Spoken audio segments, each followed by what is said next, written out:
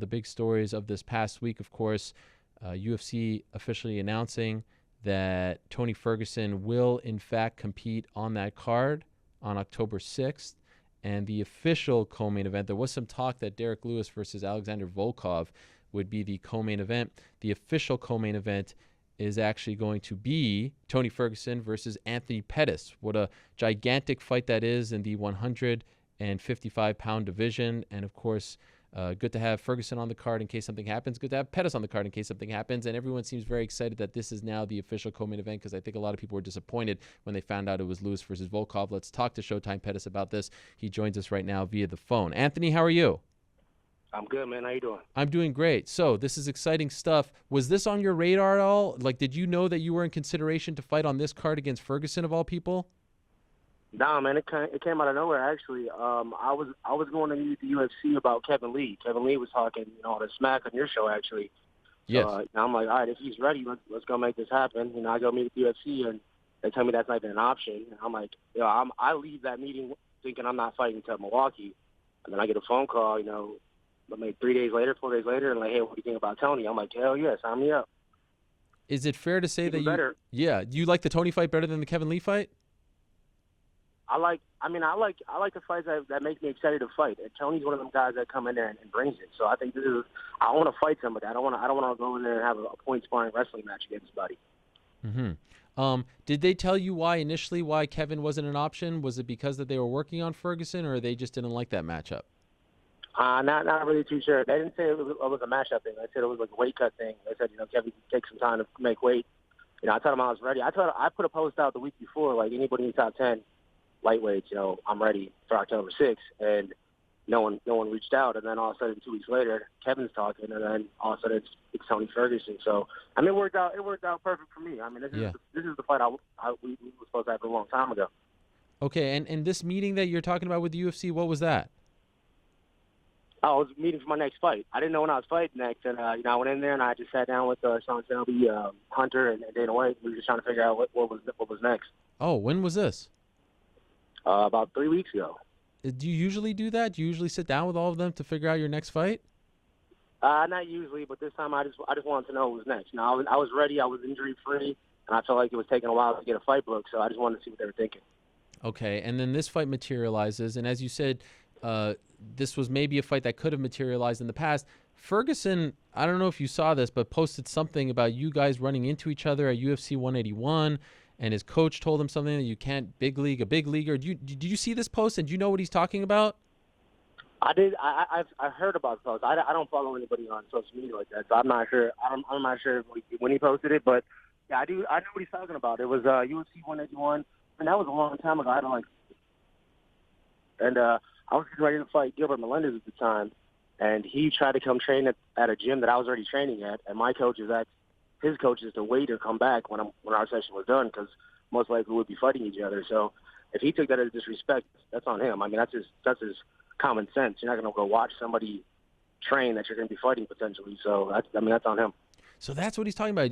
All these, what was that? Like, I think that was 4 years ago, almost 4 years ago, UFC 191. If somebody can remember something from 4 years ago, that's crazy to me. Like, I don't even remember UFC 226.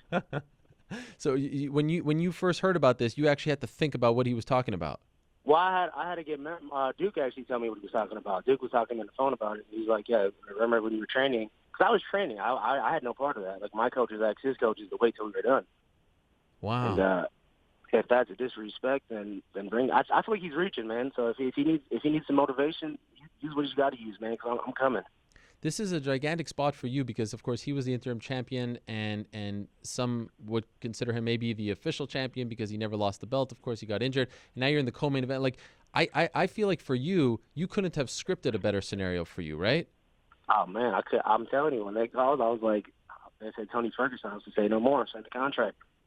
Stylistically, you look at him, and the way he fights. Do you feel like this actually? You love it. Why? I'm not ashamed to say, like, I think he has a great fighting style. I think he's one of them guys that comes and brings it. So I'm excited to get in there with a guy like that. Like, not going to go there and try to wrestle him. He's gonna try to finish the fight, and that's what I'm gonna try to be doing the whole time. But he has a funky style, though, right? It's somewhat unorthodox. Will you try to bring in anyone? Most def. No, you know what? I don't need anybody, man. Hopefully Paul Felder can get back to work soon. Paul Felder. I got Jared Gordon here. I got Tyron Woodley here. We got a crazy squad right now. I mean, everybody on my team has big fights coming up. Manny Sanderson. I'm just gonna just stick to what I know. Like my last camp, I did the best. I didn't really worry about the wrestling. I focused on my jiu-jitsu, focused on my striking. If it comes down to the wrestling, it happens, and I'll get my points back where I'm good. I feel like there's been a couple times, the Jim Miller fight, and even more so with the Chiesa fight in July, where we said, okay, Showtime is back. Everyone wants to say Showtime is back. Is Showtime back? Do you feel like you are back to your old self, or maybe even better? I'm smarter. I'm more athletic. I just feel better again. I feel like I'm not reaching to like try to get back. I'm reinvented. I feel like I have a whole new style I'm coming with. Everybody knows what I'm good at, and that's what they try to do with the wrestling. But me and Duke got some stuff cooking up, so I'm excited to get out there and just get to work. Now, the one thing that I find interesting about this scenario is clearly they want to put a big lightweight fight on this card in case something happens in the main event. Are you at all concerned that if something happens to either Khabib or Conor, that Ferguson gets bumped and you're left without an opponent again? Man, I've seen everything this year, so you see how it happened in New York. So, yeah. I mean, it happens. I'm not thinking about it. I got a fight to get prepared for. I'm fighting one of the best guys in the world, and I consider myself one of the best in the world. So that's what I'm gonna do. I'm gonna go get to work. Whatever happens, happens. So you won't allow, like, there's no part of you that's worried that you may be training for nothing? Not at all. I mean, if I do that, then I shouldn't be training right now. Sure. I'm training to fight one of the best in the world. Okay. That's it. And what about the fact that I feel like if you win this fight, you're the number one contender? Has that been said to you? Once I win this fight, I'm right back in the mix, and that's what I'm excited about, man. That's what I want it to be. I tell my goal this year in the beginning was top 10, top 5 title shot, and I couldn't have lined up better. But have they explicitly said like you're fighting for the number one contender spot? Nah. They didn't say it. I mean, that's rare that they would say that. Yeah. Is this happening a little? So you said top 5, top 10, top 5, but you went from Chiesa to Ferguson to maybe, as you said, you beat him. You're number one. I would think so. Is this happening a little soon? Like, did you think that maybe you need like one fight against a top 8 or so guy and then a Ferguson-like guy? Or do you feel like you're skipping a step here and it's happening a little faster than you envision? Nah, not at all. I mean, I think I'm a former champ. I'm the only one that's actually defended the belt out of all these guys in the co-ed main event. Yeah. So I feel like, people's basing me off my last performance. It just fueled my fire, man. I'm just going to go out there. I got to have an impressive performance. I can't go out there and squeak by a decision. I got to go finish this guy, and that's what I'm training to do. It's been a while since he lost, and he broke his arm in that fight against Michael Johnson. But in your opinion, how do you finish? Like, what is the key to beating him? Have you actually sat down with Duke and started to formulate, what you think his biggest holes are? My style is a bad matchup for this guy. He's good when guys are stiff in front of him and he can be funky, but when a guy's moving and you saw in the Rondo Banana fight, he has trouble with them kind of fighters. So I got to go be out there. I got to get more slick than I'm already am. So it's gonna be a fun camp. I recall one time you telling me that you don't like fighting on the same card as your brother, and I do believe you are fighting on the same card as your brother again, right? We are, and man, the UFC, I don't know what Serge has to do to get on the main card. He's number 2 in the world, fighting number 5 or 6 in the world. I forget what the league is, but they're on the undercard. I'm like, well, show this weight class some respect, man. This kid's, he's busting his ass. I see how hard he's working, and it's kind of offensive to see him on the undercard. And of course, I mean, he's coming off the biggest win of his career against Joseph Benavidez, but just the mental aspect. I think it was 185 was the last time you fought on the same card. Is that are you kind of, I don't know, maybe not looking forward to that? I'm past that, man. I stopped looking at this sport like it's a point fight or it's like some kind of systematic thing. We're fist fighting. Who's the better fist fighter, and that's it. But is there a part of you that is worried that if something goes wrong in his fight that it might mess you up mentally? Nope, not at all. He's his own man. I'm my own man. And whatever happens in this fight, we'll talk about it after I handle my business. Okay. That's what happened at 185, though, right? To a degree? I mean, it definitely played a role. I'm not going to blame. RDA came in there with a great game plan, and he was ready. There's nothing more to it. Like I can't point fingers. I can't blame anybody. It was me in there versus RDA. RDA was a better man that night. I finally can say it. I finally admitted it to myself, and I moved forward, man. And I feel way better. I liberated myself by just allowing myself to I got to work harder. How long did that take for you to come to those terms mentally? A couple of years, man. It took a couple Wow. of years. You're on the top of the world, on top of the weed spots. I was on top of the world, man, and that happens to you. And I've never been I've never got even hit in any of my fights. Basically, I never got stitches after a fight. And then the RDA fight happens, and you kind of got to readjust, man. It's just it's a hard thing to.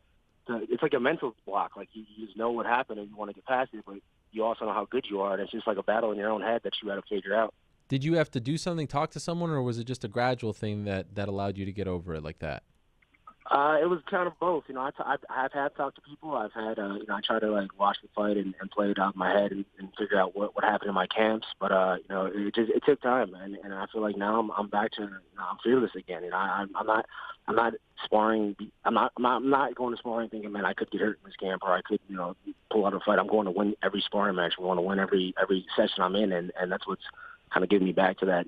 I got skills. I got God-given skills, and I got to use them to the best of my ability. Yes, this is amazing. This is music to your fans' ears. It's great to hear you talk like this, and you showed it, I think, in your last fight. I mean, that was one of your better performances. Would you agree, regardless of what era? Yeah, most definitely. I think my last fight was a great performance. I still saw some spots in my game that I can get better, and I think once I stop seeing spots I can get better, that's when I would say I need to stop fighting. But I'm getting better every day. Me and Duke, every pad session, I'm learning new stuff, and I'm adding new tools in my game. And that last fight was just a glimpse of where I can be at. What in particular from the last fight would you like to improve on that you saw? I got to be more free again, man. Like I even started that fight a little timid. I knew he was going to try to take me down. I should have just been throwing knees and busting him up the whole time he was trying to take me down, opposed to letting him settle in his comfort zone. But this fight I got to come out and I just got to be loose right away. I got to come out and just feel how I feel in training. Who do you think wins the main event? That's hard to call, man. I think Conor has the ability. If Khabib gets hit by Conor can put him out, and then if vice versa, if Khabib takes him down, that energy, that top game is he's smart with it, man. I've been watching him a lot. He's smart with his top control. So who are we picking? I don't know, honestly, man. It's hard to call. Oh man, you're not leaning towards anyone. I mean, I want Conor to win. I like the striking. I'm a striker. I like the knockouts. I want to see Conor win. If Khabib wins, I mean, it's not like no one expected that. It's a great fight. I mean, yeah. It's a very interesting matchup. Is it hard to? I mean, you win this fight. You're fighting like the Conor fight is there. It's right there. And that's a huge. You're right back in the mix and everything. Is it hard to not look past and to dream like this? The nightmare of 185 and trying to get. The crazy thing is like Conor fights, like, yeah, it's cool to say you fought Conor and like everybody's all about the money. I've been making money with UFC for a long time and they've been great to me. Like I can't say the UFC has underpaid or did anything bad to me at all. Like I live a great, amazing life with the UFC, and for me, it's being the best in the world again. Like whether it's Conor, whether it's Khabib, whether it's I don't care who it is. Like I just want to go out there and be the best in the world again. And I've been living a comfortable life, and it would be awesome to have a super fight like that. But for me, right now, what my mindset is being the best in the world again. And to that point, I understand you were kind of coming to the end of your contract, and you didn't want to even consider. You wanted to be in the UFC, right? You wanted to stay with them. Yeah, man, the UFC's been great to me. Like I said, I've made a lot of money with the UFC. They treated me well, and I feel like I've had great relationships with this company, and there's nowhere else I'd rather fight. It's great to have you back, Anthony. It's really great, and what a spot for you. What an opportunity. What a great fight stylistically. I mean, everything about this is just a fan's dream. So I appreciate you doing this. Great to talk to you again. Good luck in training for the fight, and looking forward to seeing you out there in Las Vegas on October 6th. See you soon, bro. Thanks. All right, there he is. Anthony Showtime Pettis is back, and I have seen a lot of people who have said, "Oh, this card is underwhelming." I mean, look at the main card. What more could you really want? I actually thought the main card was going to be. You remember I said it on Ariel and the Bad Guy. That clip was posted. I said, temper your expectations. It's probably going to get better, but it's not going to get a whole lot better. This is probably better. I mean, this is better than we all could have expected, in my opinion. It really is. First of all, you get the fight of the millennium, the century, the decade, whatever the hell you want to say. Khabib versus Conor is a dream, and I think that fight alone could sell for $65 on pay-per-view. Nothing else. Just a one fight pay-per-view. That's it.